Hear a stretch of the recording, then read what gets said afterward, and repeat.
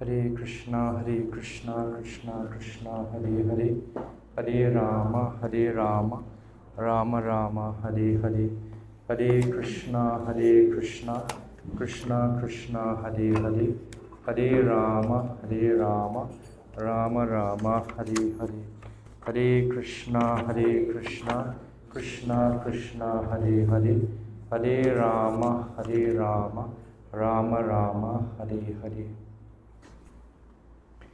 Om Jnanatimirandasya Jnananjana Shalakaya Chakshurunmilitam Jena Tasmai Shri Gurave Namah. Shri Chaitanya Manovishtam Shtabitam Jena Bhutale Swayam Rupa Kadam Mahyam Dadati Swapadantikam Vandeham Shri Guru Shri Yuta Parakamalam Shri Gurun Vaishnavamscha Shri Rupam Sagrajatam Sahagana Raghunathanvitam Tam Sajivam Sadvaitam Savadutam Parijana Sahitam Krishna Chaitanya Devam Shri Radha Krishna Padan Sahagana Lalita Shri Vishakhanvitamscha He Krishna Karuna Sindhu Dina Bandhu Jagatpate Gopesha Gopika Kanta Radha Kanta Namostute Tapta Kanchana Gaurangi Radhe Vrindavaneshwari Vrishabhanu Sute Devi Pranamami Hari Priye Vancha Kalpatarubhyasya Kripa Sindhubhya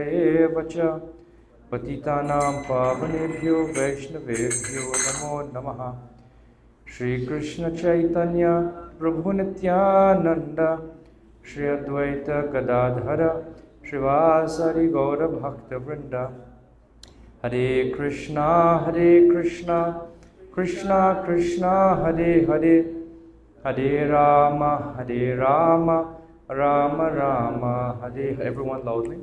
Hare Krishna Krishna Krishna Hare Hare Hare Rama Rama Rama Hare Hare. Once more loudly. Hare Krishna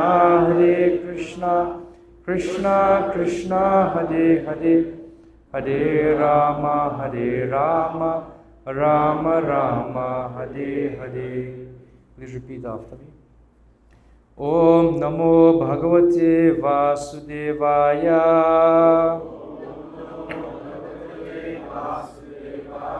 Om Namo Bhagavate Vasudevaya. Om Namo Bhagavate Vasudevaya.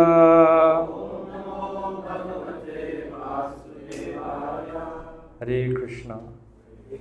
So today is the auspicious appearance day of Sri Balaramji, Krishna's older brother. Krishna is very interesting because most people, when they have some conception about God, it's seldom that I've found over the years, it is with that diverse and variegated an understanding as the Vedic tradition, and even more so the Vaishnava tradition, and even more so the Gaudiya Vaishnava tradition has about God. One of the definitions of the absolute truth or God or the Supreme Personality of Godhead that's given by Jiva Goswami in the Paramatma Sandarbha is that person in whom all contradictions become resolved. In other words, something that might seem immoral from an external point of view, in the personality of Godhead, the Supreme Lord, that is the topmost of morality. Something that might seem, in the normal course of understanding, not easily accepted in the Supreme Personality of Godhead, it completely throws that out. The Bhagavatam begins by challenging what we understand about religion. The Bhagavatam also, in its very first verse, gives a very elaborate definition of the absolute truth. Not just God, but the absolute truth.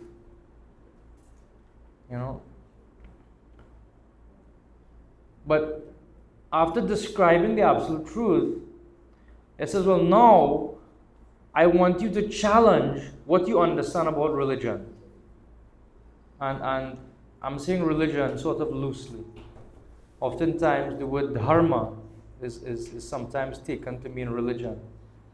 But the Bhagavatam, it challenges us and says, dharma projita kaitavatra paramo nirmatsaranam satam. That the Bhagavatam, it completely kicks out, it rejects religion that brings us even one fraction of the width of a hair short of complete loving surrender to the absolute truth, which was just described in the previous verse. Janmadhyastheta. And it challenges us. Sometimes when we look at the pastimes of Lord Ram, it's very straightforward. Madhyada Purushottama. He ekapatni vrata. Very moral, very upright.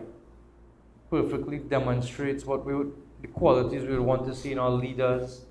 Perfectly demonstrates the adherence to truth and righteousness. Very easy to take shelter of Lord Ram. His pastimes are literally a straight line. But Krishna's pastimes from the very beginning are very zigzag and crooked.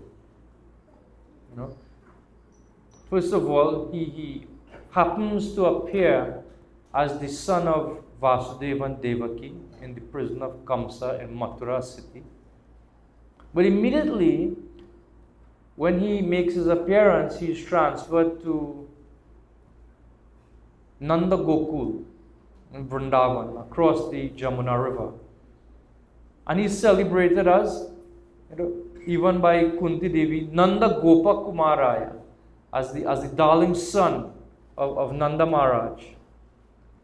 And even she glorifies Krishna, as his pastimes are so bewildering, in that he is the Supreme Lord, but yet he is running away in fear from Mother Yashoda. And why it is confusing is because he's actually afraid. He's not making a show of being afraid, or playing a role, as it were. He's actually fearful. So this is the absolute truth that the Bhagavad Puran is introducing us to. And on top of that, the Lord who is sometimes fearful, the Lord who is celebrated as the son of Vasudeva and Devaki, but is even more celebrated as the son of Nanda and Yashoda. And then on top of all of that, he has an older brother. So normally one would think, like, even when you're thinking about generally how things happen, the oldest in the family, or old Indian culture, and even many cultures around the world, the eldest son has the paramount of importance in any family, for transferring property and all these things, so many different things. So you find the Supreme Lord, the absolute truth, who is one without a second, who is Govidam Adi Purusham, who is Ishvara Parama Krishna, Sachit Ananda Vigraha, Anadir Adir Govinda, Sarva Karana Karanam. He has an older brother. So it challenges us. It challenges us. It's very challenging. Sometimes it's easier to think of the Lord as this impersonal, unseen force. But actually, Bhagavatam brings us to the understanding that the the pinnacle of understanding of the absolute truth is the Lord as a person, who is resplendent in the magnificence with which he conducts many, many relationships with many, many different varieties of devotees. Who is the spring or the source from which all other varieties of relationships become manifest. And therefore that is given, that very definition is given in Srimad Bhagavatam.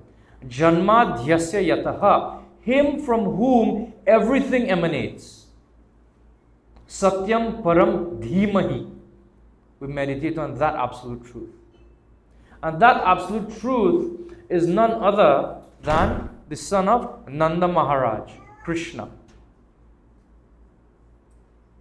And today we celebrate one of the most prominent of the many relationships that the absolute truth shares. And that is the relationship he has with his older brother, who is Balaram, who appeared in the womb of Devaki as her sixth child, but was transferred to the womb of Rohini. So even that is a bit, Parikshit Maharaj in the beginning of the 10th canto of Srimad Bhagavatam, he is responding to statements made by Shukadev Goswami in the conclusion of the 9th canto of the Bhagavatam, when a few verses Shukadev Goswami summarizes the activities of Krishna. And the 10th canto begins by Parikshit Maharaj saying, No, don't think you will get away so easily. You've mentioned many things, but I want to hear them now in detail. I want to hear them in detail. Don't skip over anything. And practically speaking, the response to Parikshit's questions span the 10th and the 11th cantos of Bhagavatam, giving the details of Krishna and his activities. So as I mentioned, today we celebrate the appearance of Lord Balaram. Next week, we'll celebrate the appearance of Lord Krishna. And normally, we give the details of Lord Balaram's appearance and all the intrigues that lead up to that. But I thought I'd do something differently. Just speak some pastime, one specific pastime of Lord Balaram.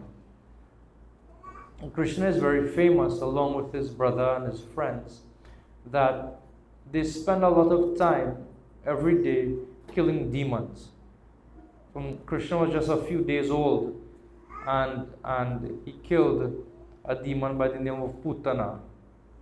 Then a short while after that, he killed another demon known as Shakatasura, who took the form, who entered into a cart while the Uttana ceremony was taking place. Then the next celebration, that was the next demon that Krishna killed is Trinavarta, who was in the form of a whirlwind. He could control the wind element, and took Krishna high above Vrindavan. And Krishna, when he saw how high he was, became a little scared and grabbed onto Trinavarta around his neck and choked him, and Trinavarta fell dead on the floor, on the ground of Vrindavan. And then different pastimes would take place. Vatsasura would be killed, Bakasura would be killed. Brahma was seeing all these things taking place. He became a little bit confused about Krishna's identity, Lord Brahma. And he tried to kidnap Krishna's friends and Krishna's calves. At that time, Krishna was taking care of the calves. It's interesting, like when you look at Vrindavan life, from as a young child, practically speaking, just a few years old, they were already being taught responsibility.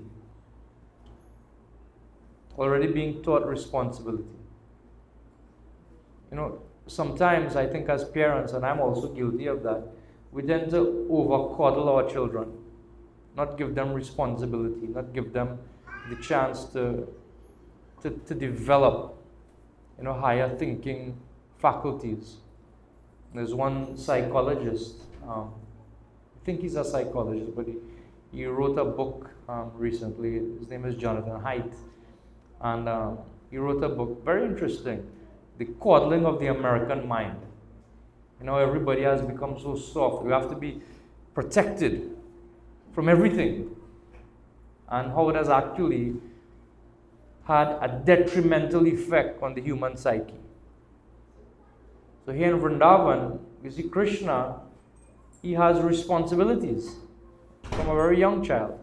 Not only Krishna, but all the young boys of Vrindavan and the young girls of Vrindavan, they have responsibilities to contribute to the household.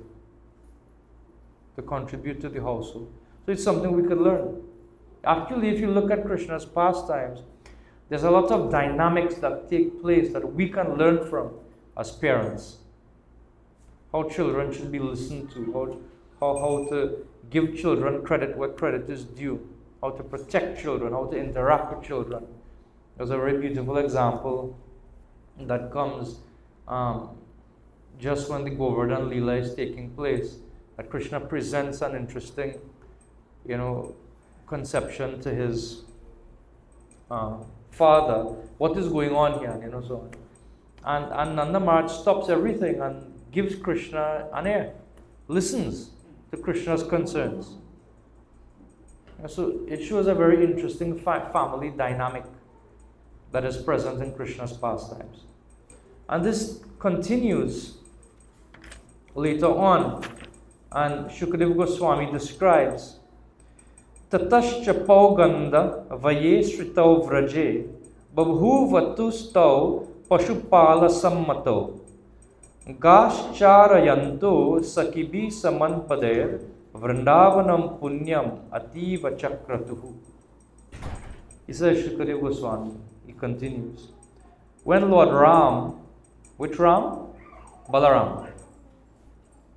When Balaram and Lord Krishna attained the age of Pauganda, 6 to 10 years old, while living in Vrindavana, the cowherd men allowed them to take up the task of tending to the cows. Engaging thus in the company of their friends, the two boys rendered the land of Vrindavan most auspicious by imprinting upon it the marks of their lotus feet. So Krishna, it means, if now he's taking care of the cows, previously he was taking care of the calves. And this is celebrated actually in the month of Kartik. And Vishwanath Chakravarti Thakur, he quotes from the Kartik Mahatmya, the Padma Puran, that the day known as Gopa Ashtami, which is the 8th lunar day in the bright month of the Damodar Maas, of the Kartik Maas, is the day when Krishna, from Vatsapal, taking care of the calves, he comes to the age where he now takes care of the cows. So this pastime that we'll discuss very briefly about Balaram, it takes place after this Gopa Ashtami, that they went out taking care of the cows, playing as normally the boys would do. And as they were going through the forest, what happened was Krishna noticed that the trees began to bend down, almost as if to touch his feet. And the word used in that context is Adipurushaha, which means that the trees were bowing down to touch Krishna's feet. And Krishna, he was walking with his brother Balaram. And Krishna begins to speak to Balaram. And he says, O greatest of lords, just see how these trees are bowing their heads at your lotus feet, which is worshipable by the immortal Devatas. The trees are offering you their fruits and flowers to eradicate the darkness of ignorance that has caused their birth as trees. So who are the trees trying to offer obeisances to? Krishna. And who is Krishna directing that to? Balaram.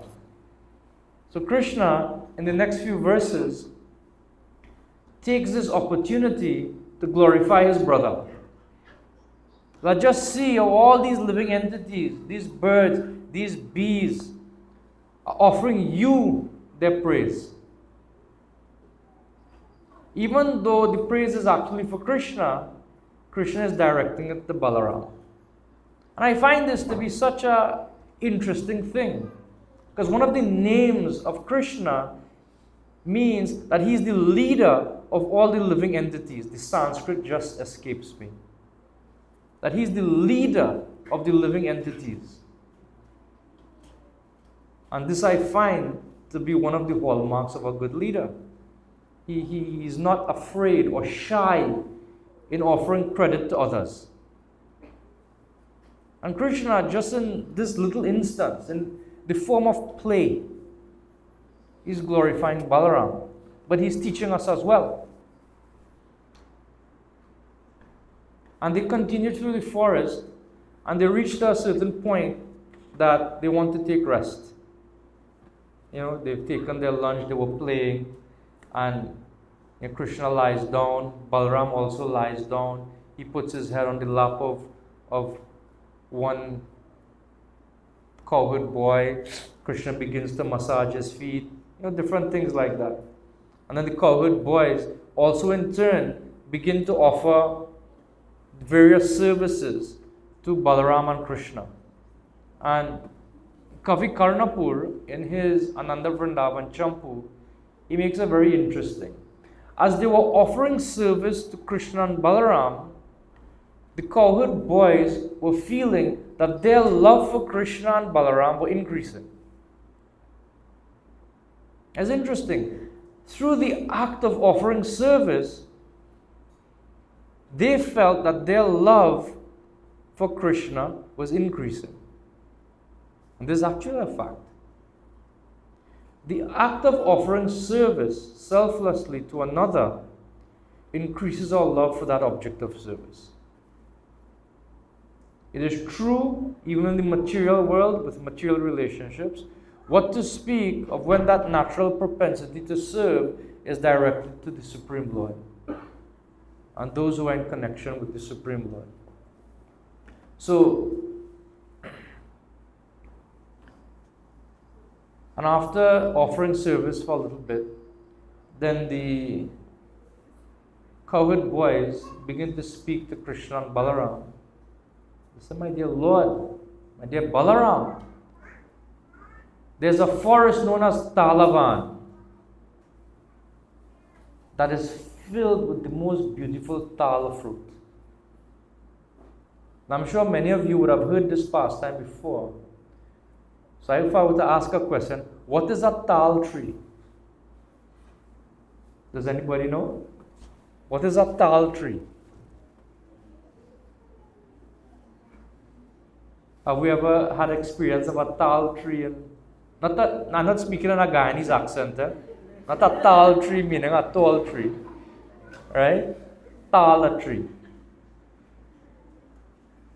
There's actually a tree like that in the world, even existing today. It's called a Palmyra palm. A Palmyra palm tree. And it produces a fruit that could be as much as 18 centimeters in length, round, with orange pulp inside. And you could just peel off the skin on the outside, you could eat. It gives off a very fragrant aroma. Right? Has like a basket, wide leaf. And it's still there. This is mentioned even in the Ramayana. And there were tal trees in Panchavati when Lord Ram was traveling through. So Talavan, and this is one of the 12 prominent forests of Vrindavan, and it's located to the west of Mathura, but to the southeast of Govardhan Hill. So on this particular day, the cowherd boys were herding their cows to the southeastern side of Govardhan Hill, just near to this Talavan forest. And they were telling Balaram. And Shukadeva Goswami uses a very interesting word. He says to the cowherd boys like Stoka Krishna and Subal and so on, they say to Krishna that we want these fruits. We want these fruits. But there's this demon known as Dhenuka who is occupying that forest. And nobody can go there. No one can go to that forest to get these fruits. But we want to go there. And the word used by the cowherd boys is prerna. That out of love, they are saying this. They are not motivated by the desire to eat the fruits themselves. Rather, they are motivated by their love for Krishna. That perhaps they will get to see something exciting. That even though we are saying we want the fruit, we actually want to give Krishna the fruit. So there's some hidden meaning in that. And Shukadeva Goswami illustrates that by using the word premna. That they are speaking these words, but their heart is overflowing with love for Krishna. They want to do it for Krishna's happiness. And there are different descriptions given, but Bhagavatam is very straight to the point. As they were hearing this description of Dhenukasura, Krishna and Balaram were thinking, well, we killed so many demons already. In fact, every day they were killing demons. Not all of them are mentioned. The writings of the Acharyas describe that Krishna was so occupied in play that sometimes he would forget that he has to eat lunch. So then by the arrangement of Yoga Maya, some demon would come to break the play. So then when they kill the demon, then Krishna and Balaram would develop an appetite. And they would sit and have lunch together. In the same way, this happened, but it was orchestrated through the intention of the cowherd boys, Krishna's friends. And so Balaram and Krishna, they went to this forest thinking, who the hell is Dhenuka? What is the problem with him? And so they walked in boldly into the forest, and they began to shake the tree. And a tall tree also grows very tall. A palmyra palm can grow as much as 30 meters in height. So it could be very tall, not a short tree. It could also be so I don't know why they call it tall. So Krishna and Balaram, they began to shake the tree with their strong arms. And fruits began to fall, making loud thuds on the ground. Vishwanath Chakravarti Thakur describes that while they were shaking the tree, the earth began to tremble also by the strength of Krishna's and Balaram's arms. And this agitated Dhenukasura.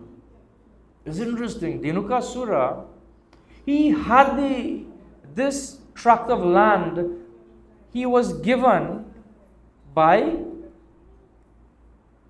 Kamsa. It's interesting, this piece of land in Vrindavan itself was controlled by Kamsa. And it was given proprietorship or, Dhenukasura get a little PJ to take care of this property for Kamsa. So he himself never used to eat the fruit. And they wouldn't allow anybody else to eat it. Anybody else to have it. So Kamsa had the audacity that even in Vrindavan, he felt that he could be in charge. In Krishna's own personal space. And he put this agent, Dhenuka, to take care of it on his behalf. So when he heard what was happening, Dhenuka came there with the intention to attack Balaram and Krishna. Ananda Vrindavan Champu gives a very beautiful description of this fight. Garga Sabita also gives a very beautiful description of this fight. Gopal Champu of Jiva Goswami gives a very beautiful description of this fight. All the cowherd boys got involved. Krishna got involved and threw him so many miles away. landed on top of Govardhan Hill, and then he started to charge again. He kicked this one and that one, and Stoka Krishna hit him with a stick, and this one cuffed him in his face, and all kind of descriptions given. But at the end of it, he kicked Balaram in his chest. Balaram didn't take too kindly to that.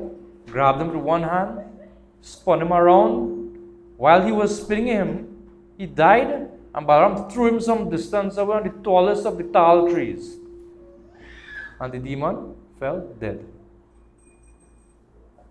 Now Dhenuka, when this is translated, then he is called the ass demon.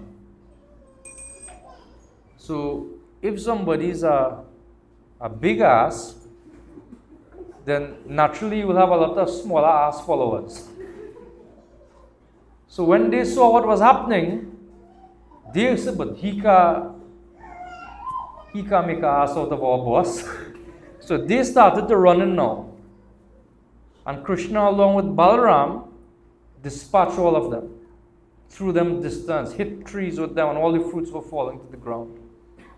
And when they realized this is not working out, and there's a beautiful painting, one of the older paintings in a Krishna book of different colors. They had different colors. They were all on the trees, hooked up on top of these trees. The rest of them didn't bother. And from that day, Talavan was open to everybody. If you want to see what Talavan looked like today, you could just search for Talavan Parikrama. And there's a beautiful video that Indradyumna Maharaj made when he would go to the different forests of Vrindavan. It's about 6 or 7 minutes long. Different sights from Talavan, and you can get the experience of actually being there. Very beautiful. I was actually looking at it today. Very, very beautiful video of the Talavan forest. So this Dhenukasura, he was killed personally by Balaram. Why was he killed by Balaram and not Krishna? And there's many reasons we can offer for that. One of the reasons is given in Garga Samhita. Garga Samhita describes that this Dhenukasura was one of the sons of Bali Maharaj. And his name was Sahashika. And Sahashika was very wealthy, very powerful. And he was enjoying in the Gandhamadana hills. He was bathing, with different young girls, and was practically naked, just enjoying because of his wealth and prominence and position. And a great sage by the name of Durvasa Muni happened to be in that area. And he saw what was happening here and said, hey, that you are behaving, you have no intelligence, you are behaving just like an ass. No sense of any kind of higher perspective. And therefore, you should take birth as an ass. But he began to beg, please be merciful also to me. He accepted what he was doing was wrong. And Durvasa said, okay, but you will take birth, and for so many years, you will live in this forest of Vrindavan, and you will be liberated by none other than Balaram himself. And then you will be liberated. So why was he killed by Balaram? Because Krishna gave the benediction to Bali Maharaj that I personally would not kill any of your relatives, any of your descendants. I wouldn't do it. I have too much respect for you, and especially your Prahlad who had come before. I won't kill any of your relatives, any of your descendants. So therefore Balaram killed. This is given. There's a further history given in the Brahma Vaivarta Purana, I think, that even though in this occasion he was enjoying with so many women, there's another indication given that he was enjoying with an Apsara girl known as Tilottama. And this Tilottama was also enjoying and was cursed by Durvasa Muni. And she also began to beg for the mercy of the great sage. And he gave her the benediction that yes, you will be born as the daughter of Banasura. And she took birth as Usha. And she became married to Krishna's grandson known as Aniruddha. So in this way she was also given a great benediction by Durvasa Muni. So having said that, we just have a couple more minutes. One of the things that Bhaktivinoda Thakur describes is that these different demons that appear in Krishna's Leela, they represent certain anarthas, or unwanted tendencies that we have in our own hearts. And when we hear about these descriptions of Krishna killing different demons, the idea is that we recognize that tendency within our own hearts and allow Krishna to kill that demon. That prevents us from growing in our devotional love for the Lord. And in this connection, there are two demons specifically that are killed by Balaram in Krishna's earlier Leelas. The first one is Dhenukasura, and then later another demon known as Pralamba would be killed. And this Dhenuka represents the bad mentality of being overburdened by carrying the great burden of material consciousness. That we forget our relationship with the Lord and how to act in that relationship. This Dhenukasura mentality, it causes the complete ignorance of our actual identity as the servant of the Lord, as a servant of Krishna. It stimulates within us the foolish conception. Rather, it stimulates within us foolish conceptions about the eternal nature of ourself, our relationship with Krishna, and about the holy name of the Lord. It misdirects us with delusions about what is actually worshipable. And this type of contamination we must cast out with great endeavor on our part. We have to make the effort. And the catalyst that allows that to happen is the mercy of the spiritual master and the Vaishnavas. And this comes in the form of Balaram, who kills Dhenukasura. One point I find very significant as well is Dhenukasura was in charge of this forest which was filled of these tal fruits, which nobody could enjoy. He felt this was my prized possession. This was Kamsa's prized possession. Nobody would be able to enjoy it. Even he himself wasn't enjoying it. And sometimes there's this consciousness that develops within us as aspiring devotees of not wanting to give of ourselves to the Lord. We hold back. And perhaps the most valuable of what we have to give is not dollars or cents, as the case may be. The most valuable thing each and everyone has to offer to Krishna is our time. It is not hard to give money. That's the easiest thing to give. The most valuable thing we have in our possession that we can give to the Lord is the commitment of time. And if we don't do that, if we are not making an effort to give of our time to serving the Lord, to serving the mission of the Lord in an individual and collective way, then we are acting with the consciousness of Dhenukasura. And it requires effort. So on this day, the anniversary of the appearance of Balaram, we can pray to him to give us strength, that we can overcome this Dhenukasura like mentality that holds us back in our freely offering our love to Krishna. Shri Balaram Ji ki Jai, Jagat Guru Srila Prabhupada ki Jai, Shri Shri Radha Gopinath ki, Ananta Koti Vaishnava Vrinda ki Jai.